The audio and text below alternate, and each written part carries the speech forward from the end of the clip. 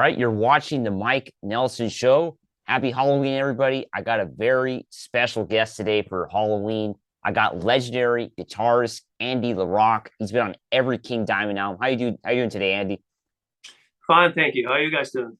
We're doing good. It's 7:30 a.m. out here in LA. This is the earliest interview I've ever done, but we're still doing it. Cool, man. All right. I'm glad you're awake. That's Yeah, fine. I somehow got awake, but it was Andy LaRocque. I had to get up early. So when did you get into music, Andy? When did you decide I'm gonna get into music? I guess I was maybe 11 or 12 years old. Um, the whole kind of glam rock era back in the 70s, went around. So I picked up a few things, like I would say like T-Rex, Alice Cooper, Sweet, Slade, British bands like that. And I just went on from there, I guess. Later, I like mid 70s, I picked up Kiss, for example, Blue Oyster Cult, Black Sabbath, of course, Thin Lizzy, all kinds of stuff. But I first realized that I was really interested in music when I was about 11, 12 years old. What was your first instrument? I dreamt about, being a drummer, Wow. but my dad had an old acoustic guitar, so I started working on that, and I later decided that, I guess for me it was more creative, of course, to have an instrument where you can write music in a correct way. So first, I wanted to play drums, and then guitar, and I stuck to that. So you started out on acoustic. When did you finally play electric guitar? That was maybe a year later or so. I bought a really cheap and bad electric guitar, like a I don't know, man, $100 guitar, that was really hard to play on. But I worked on it, and I had a few riffs. Like, the first one you learn is probably "Smoke on the Water," one string, Yeah. things like that. But I guess I was around 13 or 14 when I got my first Gibson guitar. So that was pretty early. I got my first Marshall stack when I was 14 years old. And that was pretty heavy. Have it in your room back home, the whole stack, and cranked it up. That's cool, man. What was a heavy band that you looked up to, as a young kid, young teenager? What was like a heavy band you thought, wow, I want to be like them? Um, when I first started to listening to music, I listened to, I would say, as I mentioned earlier, like T-Rex, Alice Cooper, Black Sabbath, Kiss, and all that. But one of my also earliest influences were actually the British band called Status Quo. They play like, boogie kind of Yeah, rock, and yeah. I thought, they were absolutely great back in the 70s. So that's one of the main influences when I was a young kid. And also AC/DC was also really, one of my influences. I And started definitely out, Bon Scott era, right? yeah, exactly. I saw him twice, Wow. when I was like 14, 15 years old. That's really cool. So that's how I started out. So I started out like a rhythm guitar player. I thought that was really important, to play good rhythm. I mean, there's a lot of guitarists nowadays who they start playing solos, and then you ask them to, can you play that rhythm? It's like, no, they're not that as good as, on the rhythm as there are on solo. But I think that's really, really important to be a good rhythm guitar player, to be tight with the bass player and the drummer, of course, and to write good songs. So how did growing up in Sweden shape you as a musician? One more time, please. How did growing up in Sweden, like, shape you as a musician? Like, how you grew up in Sweden, so how do you think that shaped Yeah, you, yeah. as a musician growing up? Um, no, I think that the environment, for kids who want to try out things, it's really good here, because you have those like schools kind of thing, or teachers that, you just pay like a small amount, go to a teacher. And I mean, the network here is like amazing. At least it used to be that in the 70s and the early 80s. I don't really know about now. I know, I mean, it's still good, but back then it was amazing. I mean, you got all the support you can think of, back then. So what And was your yeah, go ahead. Yeah, I just think that growing up in Sweden, was a great country to practice your musicianship in, definitely. So when was your first like pro band? When did you finally get into a band that you got, you started making a little money? When was that first pro band? Oh man, that was probably, local band around the Gothenburg area. Back in like I would say maybe 79, 80, something like that. And then, you moved around to a couple of different bands, during a couple of years, but I guess 79 or 80 was probably the first time where, you actually got paid to play live, which was great. And what kind of music were you playing back in those days? Was it already kind of part of like the heavy metal, like new wave British heavy metal kind of music, or what kind of genre were you playing then? It was, the first commercial band I played in was like heavy metal, of course, but also influenced by Thin Lizzy, because that was one of the main influences back then. And well, a mix of melodic, I would say melodic heavy metal. That's what I've always been playing. So how did you finally get into King Diamond? This is 1985, right? How did you finally get into it, into the band? Yeah, it's actually a long story, but I'll try to make it short. Me and Mickey D, we knew each other from the Gothenburg times, and we have known each other for a very long time. And we jammed a little together. We played together a few times and all that. And it was in a different band, and he got to know some guys that moved down to Copenhagen. And they had a deal with this Danish singer in a band called Geisha. And then he got in touch with the Merciful Fate guys. This was back in like 84, 85. So he got in touch with them. And then when King decided to quit the Merciful Fate thing and doing the King Diamond thing, Mickey was actually asked to join the band as a drummer then, and together with Timmy Hansen and Michael Denner. And at first they had another guitarist, Swedish guy, that did not work out in the studio. And Mickey kind of knew what I was, how I was as a guitarist. And after a couple of weeks in the studio, he called me and said, "Hey, Andy, you really need to come down here. It doesn't work out with this guy we have now. So you really need to come down here like tomorrow." you know, I was working in a music store at that time, and I just called the boss and said, "Hey, I really got to do this. I quit now." And he Wow. was like, "Well, you can't do that." Well, I have to. This is. I really need to do this.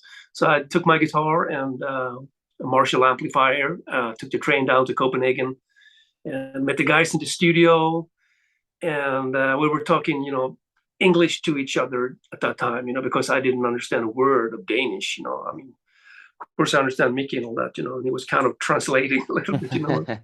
It's a Yeah. little different. We're not used to it, but they asked me to do a solo to a song called "Dressed in White" on the first album called "Fatal Portrait." And so I just fool around a little bit with that, and it's like, okay, I got an idea here, so record that, and recorded it. And later they had a meeting within the band, and they came out, and King came out to me and said, "Welcome, you're in the band." That's pretty cool. I was 22 years old at that time, so. Was this your first like pro recording experience? Like the first time you were in a studio actually recording a real pro album? No, I've been in studio like several times before that, but I guess a few times before I joined, the first time with King Diamond, I've been in the studio prior to that, recording some stuff, that actually turned out on being released, But yeah, the first serious, thing was really King Diamond, I would say. Did you feel like pressure to deliver on that album? Because you just joined on such short notice. Did you feel pressure? To be honest, not really. I thought, if they don't like me, there's nothing you can do. But I usually don't get very stressed being in the studio because I think it's a very creative place to be. I would say, if it's not good the first time, you have a chance to do it the second time. Hmm. So I didn't really feel, that. that of course, I mean, you're 22 years old and about to join a band that eventually got really big and all that, but it wasn't that pressure, if you know what I mean. I wasn't nervous really, Of course, Yeah. it's always exciting to meet new guys and all that, but I think I just did my best. So Fatal Portrait is a legendary album that influenced many bands. And what are your favorite like tracks and moments from this album? Um, oh man, I think a lot of really good songs like Halloween, The Candle, one of my favorite songs. I think it's absolutely amazing. It's just dark and really cool. The atmosphere of that is great, and the intro to the whole album is like amazing. When I first heard that, when I came down to the studio, I was just freaked out. It's like I thought it was so cool. And also very very different to Merciful Fate, which had the roots in kind of a more 70s kind of style music. And King Diamond, I thought, that was a little upgrade, more like 80ish kind of, uh, and I wouldn't say influenced, but sound-wise maybe influenced a little bit by, what was going around in the music scene about that time. So for this album, all the music was kind of already written then when you kind of showed Yeah, up to record it, right? that's right. I mean, they already been in the studio for like 2 or 3 weeks when I joined the band. So all the drums were done, pretty much all the bass and all the rhythm guitars were done. So what was left was the vocals, some keyboard parts, and all the solos when I joined the band, and some bass lines too, I believe, if I remember right. So yeah, that's about it.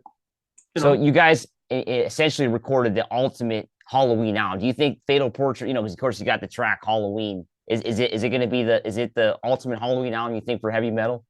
Yeah, I think that's great, man. I mean, I think it's a great thing to play on Halloween. Definitely. I mean the song Halloween and I mean if you listen to the intro of the whole album, it's like definitely should definitely be played on Halloween. That's for sure. So I spoke to David Ellison a few months ago about the tour that Megadeth had with King Diamond in 1986. This was your first U.S. tour, right? In Yeah, 1986. that's right. And how was it? Was it your first time in the United States? Yeah, that's the first time in the U.S. and the album was just released, I believe, just a few weeks before we actually started touring. So that was a great experience, of course. I mean, the first time in the U.S., with the band, and that was just amazing, of course. Any cool memories or stories you could share for us? Crazy stuff. All crazy stuff. I mean, when you're 22, 23 years old, touring in the States, a lot of party, of course, I mean, a lot of party. And on and off, we actually toured with Megadeth on that tour too. They were actually supporting us on that tour, that was great. So moving on to Abigail in 1987, this was the first time you wrote an album with King. How was that? Um, yeah, what can I say, man? That was great to be able to contribute to the album, with, you kind of grow into the style and kind of figure out what it was all about, with the music style and all that, King's ideas and also Michael Denner's ideas, and try to kind of match up and, what do you call it? Like a good compliment to what they were writing. And I'm not even sure if I heard any of their songs before I presented my songs. I can't really remember that. It's a long time ago. But I remember I wrote a couple of songs during the summer of '86, right before actually we went on tour. I had some riffs pretty much done, for the album. And then when we came back from that first tour, we just had a short break, while the instruments and all that were shipped back from the US. And then we started to rehearse, and write songs, that fall. And we just went into the studio a couple of months after we came back from the studio. It's crazy. Was it easier to make this album since you had the same lineup, from Fatal Portrait? Yes, of course, because when I joined the band in the studio on that album, I mean, I didn't even know the guys at all, except for Mickey, but after like a whole year being together, and we've been together like all the time pretty much because we've been so busy with like rehearsing, practicing, touring, some smaller festivals in Europe and also that US tour that came on.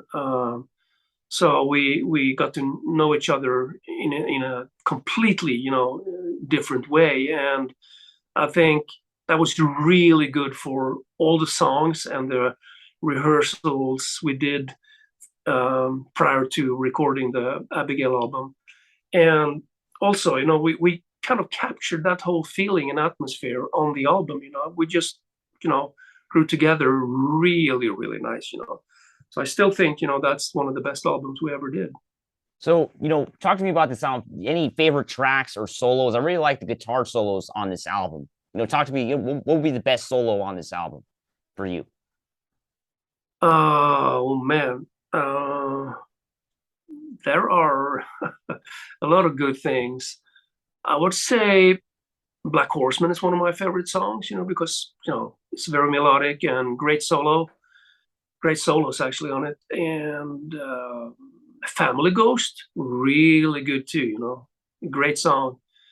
And also Mention in Darkness, I think that's a great solo that there too, in that song too.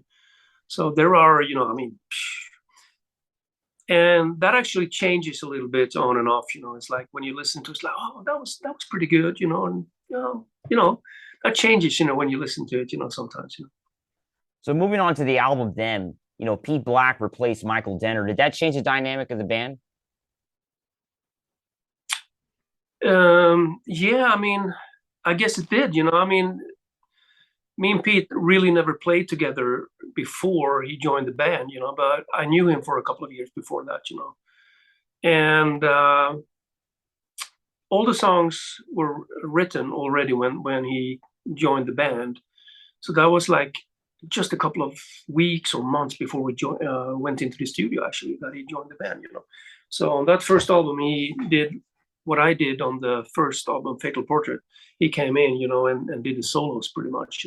Same with the bass player, actually. I mean, he came in a few weeks or a few months before the recording started. Al Patino, I'm talking about then. So that was a very short notice. Yeah, but I mean, the bass player and the new guitarist, of course, that changed everything. But that was really good. Are you happy with the production of the album then? It sounds different than the first two albums, this third album. What do you think of the production for this album? I think I still think it's really good. I mean, that was a new studio for us. Everything was like new. So that's why, the sound is a little different and thin, you would think, but, Yeah. I mean, that's how it turned out then, so I don't think, we shouldn't really change that. That's how it sounded then. And even though it wasn't like 100% intentional, the way it ended up, it's still, it has its charm, still. So with Conspiracy, you guys came out to Rumble Recorders in LA to do this album. Any reasons why you came out to LA to record this album? Yeah, the whole band moved to LA at that time. Wow. We moved there summer of '88, and we did like a tour in the fall, a them tour. And then we started writing songs, and we were just looking for a good studio in the area, and everybody was talking about Rumble Recorders. So we went down there and checked, and it was like convenient because it was pretty close to where we lived too. And it was a very, very nice studio. We just loved being there. And well, I think it turned out great. Also, one of my favorite albums. Sound wise and stuff. I think it sounds absolutely amazing. Yeah, this is one of my favorite King Diamond albums. Do you think conceptually the story and music was finally perfectly executed on this album? The whole story that, of course, King had written out and the music that the band had put together. Do you think it was finally perfectly executed on this album? Yeah, I mean, I think everything is really good, on the album. I'm really happy with how everything turned out. I mean, a mix of the music, which is maybe a little different from them, because it's, in my opinion, a little less progressive sometimes, and also maybe a little more melodic, and I mean that combined with the lyrics, I think it's just a great combination. I think it turned out as a really good album. Talk to me about the instrumental "Something Weird." Did you come up with that one? Did you write the whole instrumental for that? Yeah, Are you playing I all the did. guitars on that track? Yeah, I do. Wow. And that was with a little help from the producer Roberto. He's like the keyboard player, and he came up with some really cool keyboard ideas. On that too. So it was like a combination. I came up with the basic ideas, and he just added some spices to it. And I was asked about that yesterday. That song too. That's So cool, man. during this time, Mickey D left the band. What happened? Well, he's got a very strong will. So does King. Of course. And sometimes it didn't work out. Between King and Mickey.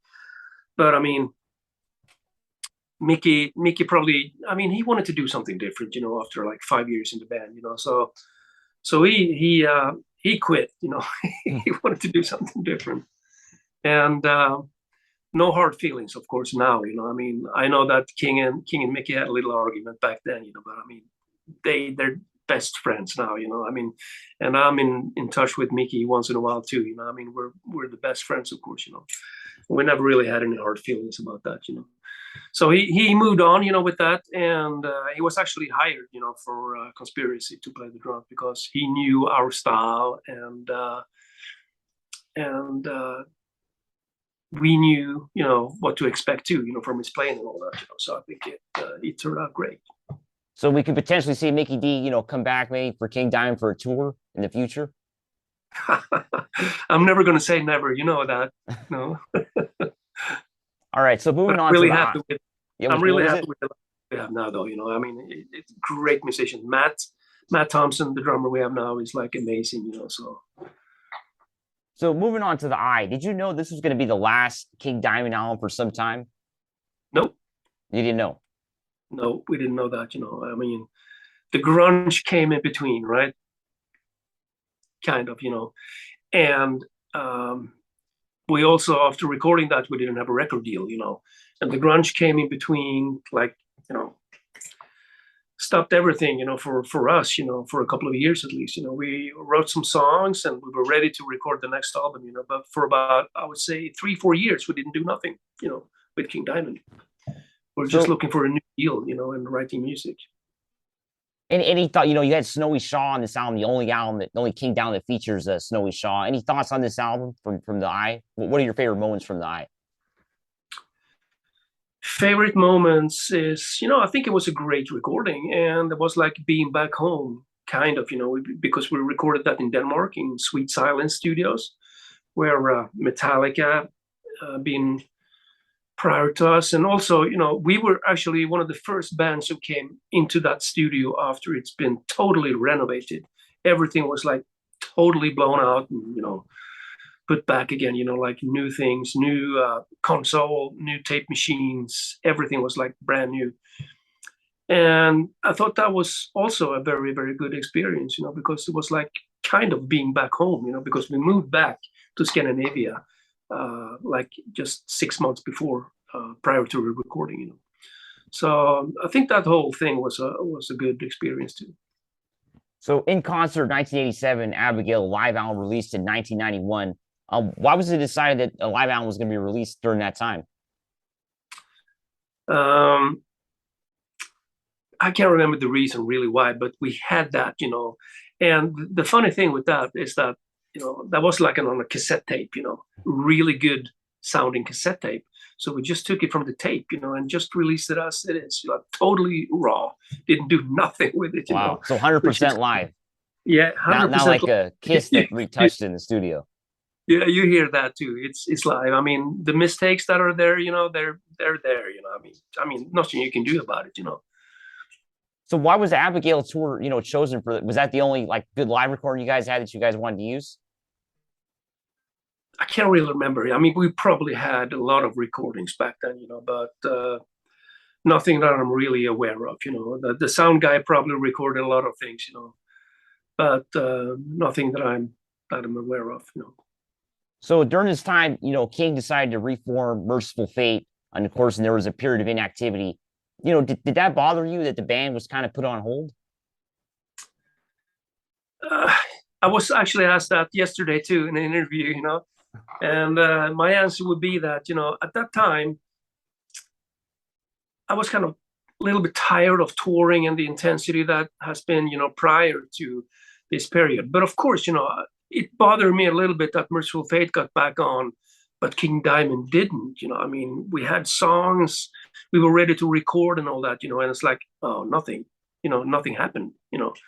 So of course, but then, that was like 93, I believe, so just a year later, we got things moving with King Diamond. So in the meantime, I got my second kid, and I went to Tampa to join Death, for the recording of individual thought patterns as a guest.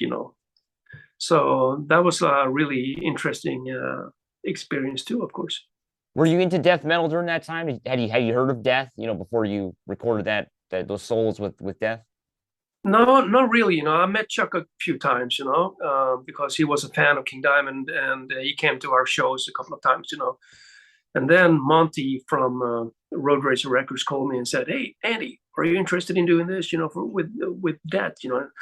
Thought I didn't do anything at that time, and I was working on some songs on my own, and I was busy with other things, so I thought, hey, that's cool, man. Go over to Florida in February, that'll be pretty cool for a couple of weeks, and do that, so that was really a good experience, but I didn't know Death that much before I joined the recording.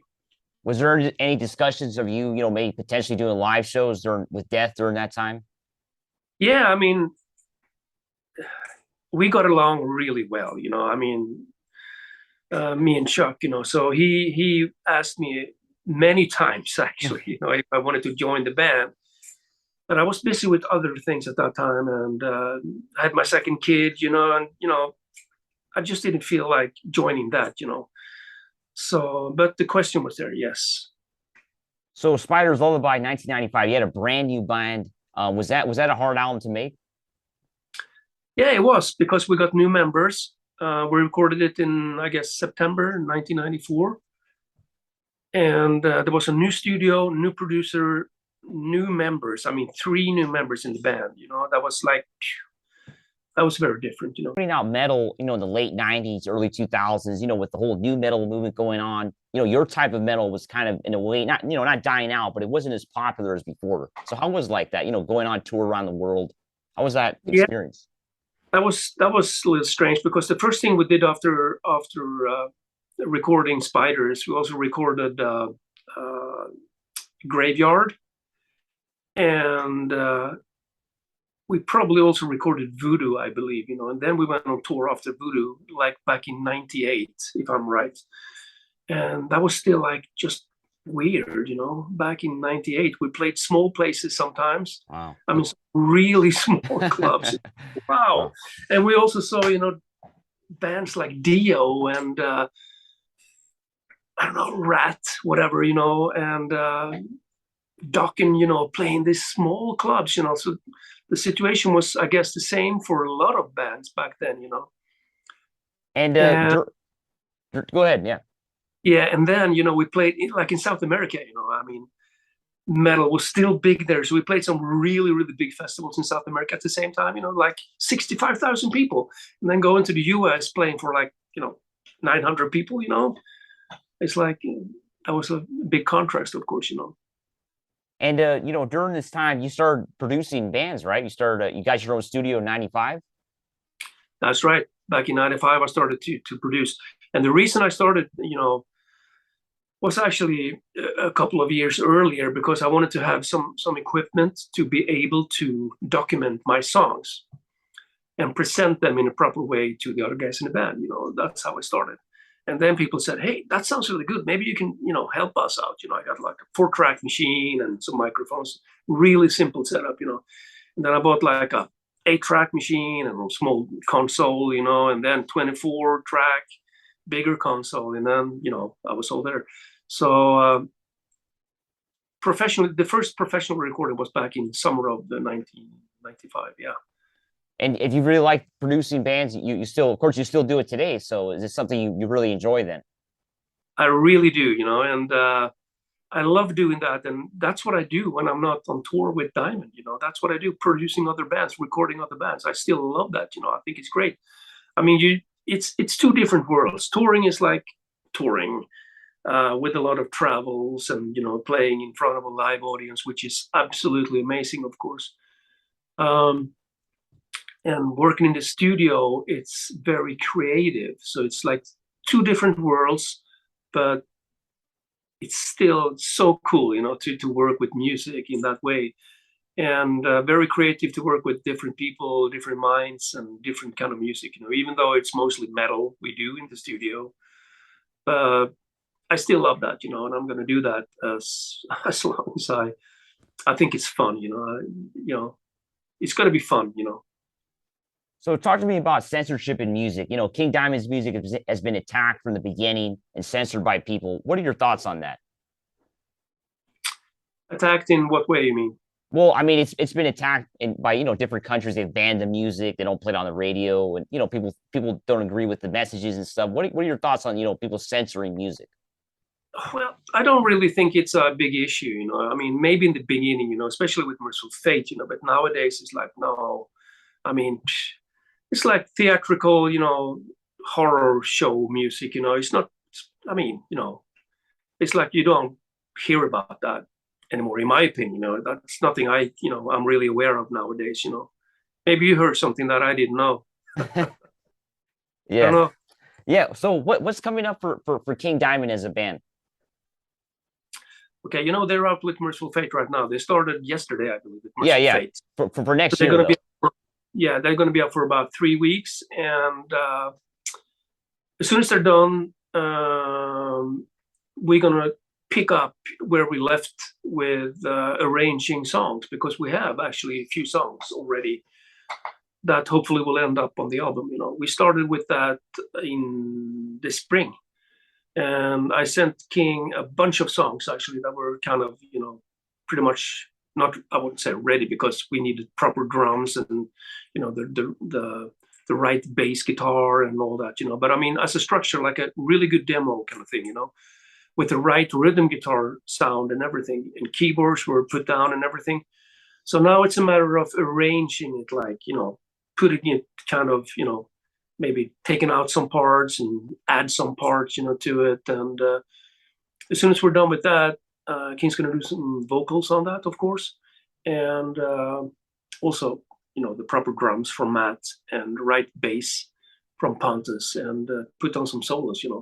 And also King has to put down some songs too, of course. I mean, he's got a lot of ideas already. I know that. And all the lyrics are in here. So as soon as he got some time, after the Merciful Fate thing is over here, around, I would say around Christmas, New Year's, we're going to start working on this again. You think That's streaming killed music? Streaming, Spotify, all these big companies. You think it's killing music? in a way, I can really say what's good and bad about it. But I mean, of course, you don't get paid the same way nowadays, as you would when you release a physical, album, unless you have a really, really good streaming deal. Um, Again, it's good and bad, with that. I mean, it's accessible for everyone. I mean, you can just search for it, on the internet, and you can find anything. Any advice for young guitar players out there? Practice, definitely practice, and do not only practice on being a really good lead guitar player. You have to practice on rhythms. That's the essential, the basics of everything. Really. Yeah, practice. Never give up, man. All right. I want to thank you, Andy, for coming on the show today. It was great talking to you. Any final thoughts?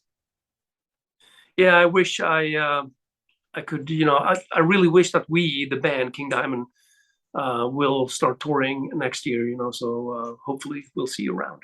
All right. Sounds good. Stay heavy, everybody. Cool, man.